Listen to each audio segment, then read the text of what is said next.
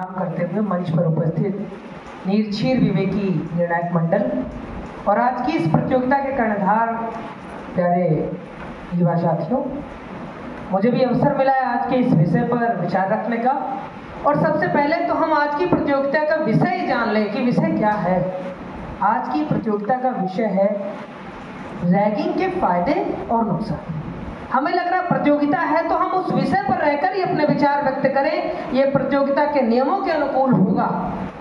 और यदि मैं रैगिंग शब्द की बात करूं तो मैं अगर ये कहूं कि रैगिंग एक अच्छी अवधारणा है, रैगिंग एक अच्छा सिद्धांत है, तो शायद ये अतिशयोक्ति नहीं होगी। लेकिन हम में से कई लोगों के जहन में ये विचार चल रहा होगा, आखिर मंच पर खड़ा होकर ये वक्ता इस बात को कह रहा है कि रैगिंग एक अच्छी अवधारणा, ऐसा कैसे हो सकता है। मैं आपको एक दृष्टांत से जोड़ना चाहता हूं कि हर कार्य अच्छा है, हर कार्य जब वो अपने अनुशासन से अलग होता है तो वो कार्य वहीं पर अपराध बन जाता है। और रैगिंग की यही दशा है। जब हम रैगिंग को देखते हैं तो इसके दो पहलू हैं।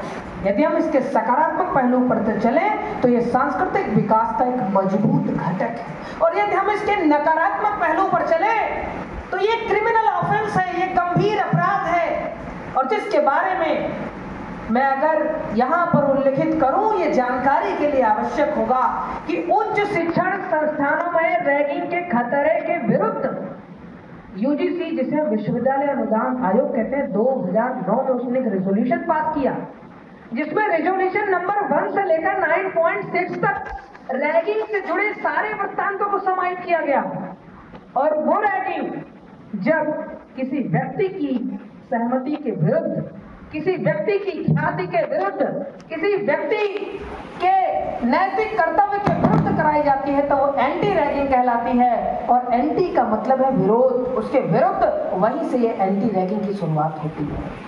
यदि मैं इसके फायदे की बात करूं तो जैसा कि मैंने उल्लेखित किया, रैगिंग यदि सही मायने में इस परिसर में भी लागू हो तो इस परिसर का सांस्कृतिक विकास होगा, नैतिक प्रतिस्पर्धा बढ़ेगी, विषय की जानने की क्षमता बढ़ेगी, जो एक सीनियर का दायित्व होता है। मैं भले ही प्रतियोगिता के नियमों के विपरीत हो सकता हूं, लेकिन मुझे गर्व है कि मैं इस विश्वविद्यालय की विधि परास्नातक कोर्स का छात्र हूं और मैं भी अपने जूनियर छात्रों से मुखातिब होता हूं। इस परिसर में एंटी रैगिंग के लिए जो अभियान चल रहा है, आज की जो प्रतियोगिता है, इसका एक सबसे बड़ा दृष्टांत है कि आखिर इस विषय पर हम चर्चा करने के लिए इकट्ठा हुए हैं। और यदि इसके नुकसान की बात करें तो जैसा मैंने यूजीसी के इस रेगुलेशंस की बात की, इसमें सेक्शन 3 में डिफाइन किया गया है कि एंटी रैगिंग के कटघरे में कौन कौन सी चीजें आएंगी। कोई भी ऐसा कार्य जो सामान्यतः नहीं किया जा सकता है, यदि किसी वरिष्ठ छात्र के द्वारा, वरिष्ठ अधिकारी के द्वारा जूनियर को कहा जाता है करने को, तो एंटी रैगिंग कटघरे में आता है। कोई भी ऐसा प्रसारण, कोई भी ऐसा अभियान, कोई भी ऐसा जुलूस जो नैतिक विधिक नियमों के विपरीत है, यदि वो करने को कहा जाता है तो वो रैगिंग है। और रैगिंग एक चोट पहुंचाने से लेकर मानहानि तक के अपराध तक को विस्तृत होती है।